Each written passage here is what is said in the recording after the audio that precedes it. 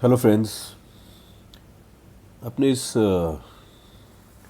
Video series में मैं ये वीडियो लेके आया हूँ बी आर चोपड़ा साहब के ऊपर, जिनको मैं इंडिया का सबसे बड़ा सोशल फिल्म मेकर मानता हूँ। A film maker with a conscience, a film maker who had great awareness about his social responsibilities. मैं उनको सोशल फिल्म मेकर की जब मैं बात कर रहा हूँ तो उसके पीछे रीज़न ये है कि आज की डेट में बहुत सारे लोग सिनेमा को सिर्फ एंटरटेनमेंट ही समझते हैं, और बहुत सारे मैंने बड़े बड़े एक्टर्स को भी देखा है कि वो सिर्फ सिनेमा को एंटरटेनमेंट ही बोलते हैं। लेकिन सिनेमा का मतलब सिर्फ एंटरटेनमेंट नहीं होता है। और एंटरटेनमेंट की डेफिनेशन क्या है कि सिर्फ फूहड़ कॉमेडी हो, माइंडलेस चीज़ें हो? No, this is not the definition of entertainment. Anything which stimulates you, which keeps your mind off your own problems is entertainment. और एंटरटेनमेंट क्या मैसेज के साथ नहीं हो सकता है? या कौन सी ऐसी क्लासिक फिल्म मेकर हैं या कौन से ऐसे फिल्म मेकर्स हैं जिनकी उसमें मैसेजेस नहीं होते हैं? There is always a message in every filmmaker, right from Hollywood to Bollywood. क्या राज कपूर साहब की फिल्मों में मैसेजेस नहीं होते थे? स्टीवन स्पीलबर्ग की फिल्में क्या सिर्फ एंटरटेनमेंट होती हैं? राजकुमार हिरानी की फिल्में क्या सिर्फ एंटरटेनमेंट होती हैं? नहीं, ये बहुत ही एक बहुत छोटी बात है, क्योंकि अम, जो आर्ट होती है वो कॉन्शियसनेस क्रिएट करती है। कला से ही चेतना बनती है। जब मैं कला की बात कर रहा हूँ तो उसमें किताबें, सिनेमा, पेंटिंग्स, ये सारी चीज़ें आती हैं। अच्छे अच्छे लेख, इनसे ही आदमी सोचता समझता है, और इन्हीं से वो अपने आदर्श और अपने आइडियल्स और अपनी चीज़ें ढूंढता है। क्या हम ये कह सकते हैं कि रामायण और महाभारत एंटरटेनिंग नहीं है? इतने व्यूज़, इतने सारी चीज़ें, और इतना, वो भी एंटरटेनिंग होते हैं और उनमें मैसेजेस होते हैं। कैरेक्टर्स की सिचुएशन में हम अपने आप को ढूंढते हैं, अपनी लाइफ के गोल्स ढूंढते हैं, हम कैसे चले वो ढूंढते हैं। और ये तो कहना है सिर्फ, ये सिनेमा को भी डाउन करने वाली बात है। ये सिर्फ एक फूहड़ नौटंकी उसको बनाने वाली बात है। एनी हाउ, थोड़ा मैं टॉपिक से अलग हट गया था। तो बी आर चोपड़ा साहब, इनका पूरा नाम था बलदेव राज चोपड़ा, और ये एक लिटरेचर में एमए भी थे और एक फिल्म जर्नलिस्ट थे, और शायद ये पढ़े लिखे होने की चीज़, जो सेंसिबिलिटी थी वो उनके काम में दिखती थी। इन्होंने शायद पहली फिल्म इन्होंने करवट नाम की एक फ़िल्म बनाई थी, जिस फिल्म से इन्होंने अपना डेब्यू किया था। उस फिल्म के बारे में मैं बहुत ज़्यादा नहीं जानता हूँ। लेकिन उसके बाद उन्होंने अफसाना नाम की फ़िल्म बनाई थी, जो उस समय सुपरस्टार अशोक कुमार जी थे, दादा मुनि अशोक कुमार, जो कि मेरे पहले गुरु भी थे बाय द वे। तो उनके साथ उन्होंने बनाई थी, और अफसाना अपने आप में एक ट्रेंड सेटर थी, क्योंकि उस फिल्म से इंडिया में डबल रोल्स और डबल रोल हीरोज़ वाली फिल्में स्टार्ट हुई थी। तो पहली ऐसी फिल्म थी। उसके बाद बी आर चोपड़ा साहब ने एक शायद म्यूज़िकल सोशल म्यूज़ मुस्लिम बनाई थी, जिसका नाम था चांदनी चौक, जो भी एक ठीक ठाक चलने वाली फिल्म थी। लेकिन इनकी जितनी भी फिल्में होती थी उस ज़माने में भी, और उनमें मतलब जो टैबू टॉपिक से उठाते थे और वो चीज़ें कहते थे जो दूसरा कोई कहने में हिचकता था या शर्माता था। बी आर चोपड़ा साहब की एक फ़िल्म है गुमराह, जिसमें कि अगेन एक डिवाइडेड, एक पोस्ट मैरिटल अफेयर और एक इनडिसिशन की बात है फीमेल कैरेक्टर में, और एक्स्ट्रा मैरिटल उसमें टोन्स हैं। उस ज़माने में ये बहुत बड़ी बातें होती थी।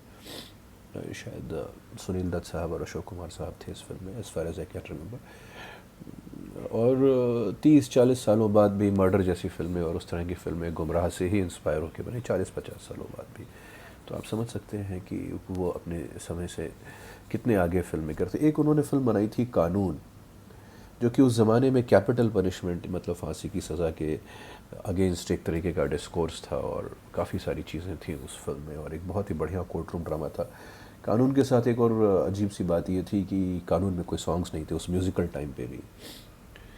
तो इस तरह की वो फिल्में बनाया करते थे। एक उन्होंने फिल्म बनाई थी साधना, जो कि प्रोस्टिट्यूशन के ऊपर थी, और किस तरीके से कि प्रोस्टिट्यूट्स भी ह्यूमन बींग्स होती हैं और उनको किस तरीके से सोसाइटी में एसिमुलेट किया जा सकता है, और सोसाइटी को किस तरीके से सोचना चाहिए कि उन लोगों को भी हम लोग एक तरीके का एक्सेप्टेंस और वो सारी चीज़ें कर सकें। उस ज़माने में आप सोच सकते हैं, उस ज़माने में इस तरह की फिल्में बनाना और सोचना कितनी बड़ी बात रही होगी।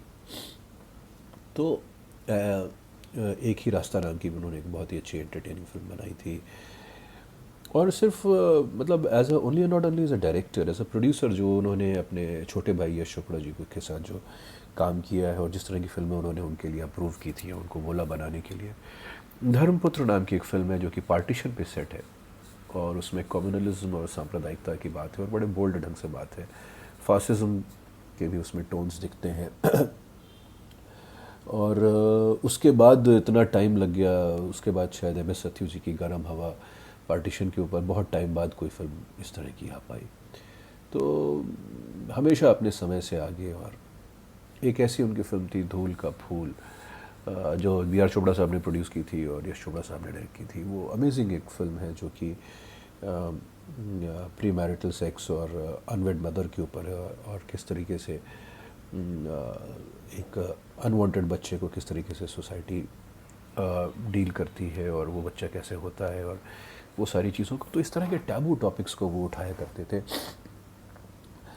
सबसे बड़ी बात यह है कि उनकी जो फिल्मों में जो फीमेल कैरेक्टर्स होते थे वो वल्नरेबल होते थे और उनसे गलतियां होती थी, लेकिन वो कभी भी नेगेटिव शेड में नहीं दिखते थे। तो वो एक बहुत ही, मैं कह सकता हूँ कि वुमेंस लिबरेशन और फेमिनिज्म के वो एक बहुत ही बड़े एडवोकेट थे और उस ज़माने से वो इस तरह की चीज़ें और इस तरह की फ़िल्में बनाया करते थे जो कि काबिल तारीफ़ है। और ऐसे एक उन्होंने फिल्म बनाई थी, I remember it was called Humraaz, जिसका म्यूज़िक आज भी फेमस है। और वो भी कुछ इसी तरह का ही टॉपिक था कि शादी के पहले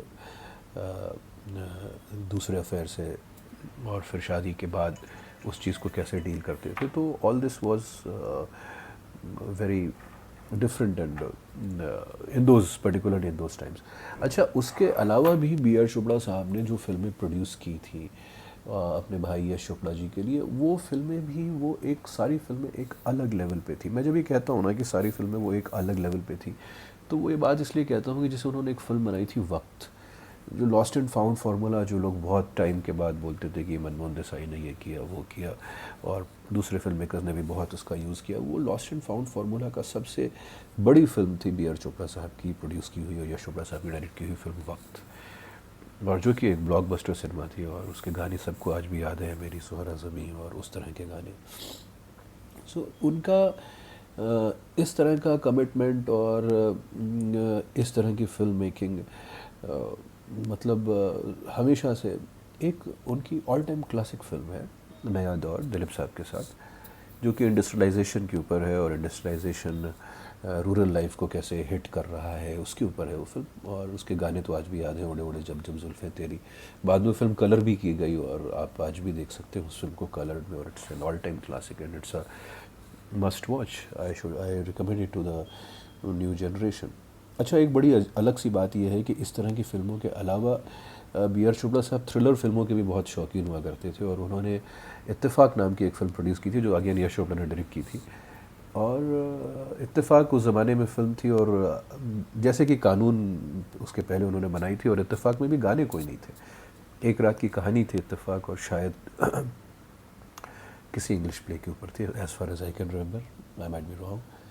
तो ऐसी उन्होंने एक और फिल्म बनाई थी धुंध, जिसमें डैनी साहब थे और जीनत अमान थी। वो भी एक ऑल टाइम क्लासिक थ्रिलर किस्म की फ़िल्म है और बहुत ही अच्छी फिल्म थी। और 70s के दशक में भी वो इस तरह का काफ़ी काम कर रहे थे।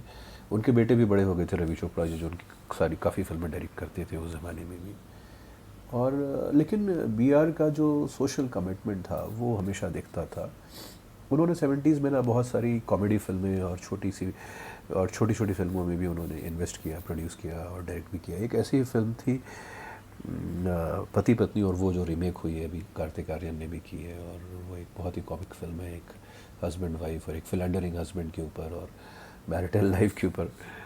और एक और फिल्म उन्होंने प्रोड्यूस की थी जिसका नाम था छोटी सी बात। तो वो एक अमेजिंग फिल्म है, एक अर्बन लव स्टोरी है, एक बहुत ही सिंपल ब्यूटीफुल, वासु चैटर्जी ने डायरेक्ट की थी छोटी सी बात। वो भी एक ऑल टाइम क्लासिक है और देखने लायक फिल्म है।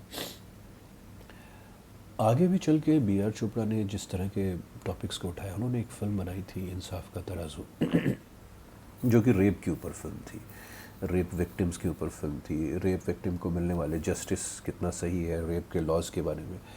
जिस तरह की सीन्स उन्होंने उस फिल्म में फिल्माए थे और जिस तरह का डिस्कोर्स उस फिल्म में था, जिस तरह के डायलॉग्स, वो अपने समय से बहुत आगे की बात है। वो भी एक माइलस्टोन फिल्म है।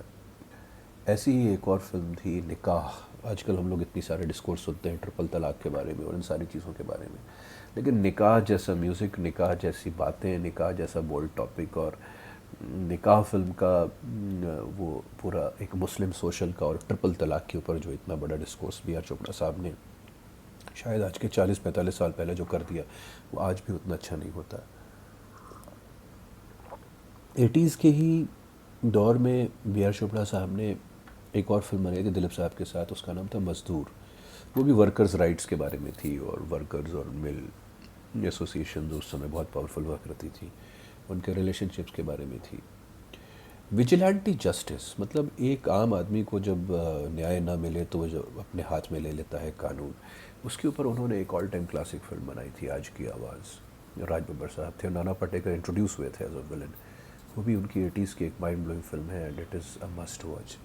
ऐसा हो सकता है कि उनका कुछ काम मैं भूल रहा हूँ यहाँ पर, लेकिन उनका जितना भी काम था इस तरीके का, वो आप कभी भी देख सकते हैं और अमेजिंग है रहा है उनका काम। एक उन्होंने फिल्म अगेन मुस्लिम सोशल, उनका जो जॉनरा था उसमें रिटर्न करते हुए उन्होंने 80s में एक और फिल्म बनाई थी तवायफ, जो कि अगेन प्रोस्टिट्यूशन के ऊपर थी। ऋषि कपूर, रति अग्निहोत्री, उसके गाने भी सुपर हिट थे। तो इस तरह की फिल्में वो लगातार बनाया करते थे। और हम तो जानते ही हैं कि फिर लेट 80s में आते आते उन्होंने फिर महाभारत जैसे सीरियल बनाए जो कि जिन्होंने हिस्ट्री क्रिएट की और इतना बड़ा अंडरटेकिंग उन्होंने उठाया जो कि इम्पॉसिबल था किसी और के लिए या किसी नॉन एम्बिशियस पर्सन के लिए महाभारत जैसा सीरियल बनाना।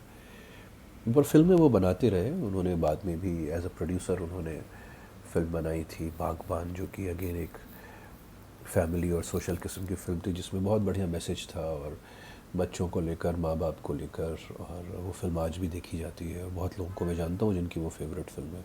बागबान फिल्म वो 20 साल पहले भी बनाना चाहते थे लेकिन वो फिल्म हो नहीं पाई। तो और बाद में भी उन्होंने काफ़ी फिल्म प्रोड्यूस की थी। बागबान के बाद बाबुल भी आई थी जो कि शायद विडो मैरिज के ऊपर थी, as far as I can remember, I might be wrong.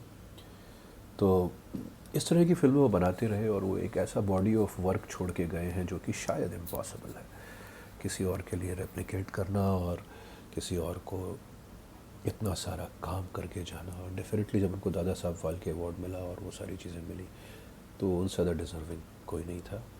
So this was all about B R Chopra, whatever I can remember. Great director, great producer, great visionary, and definitely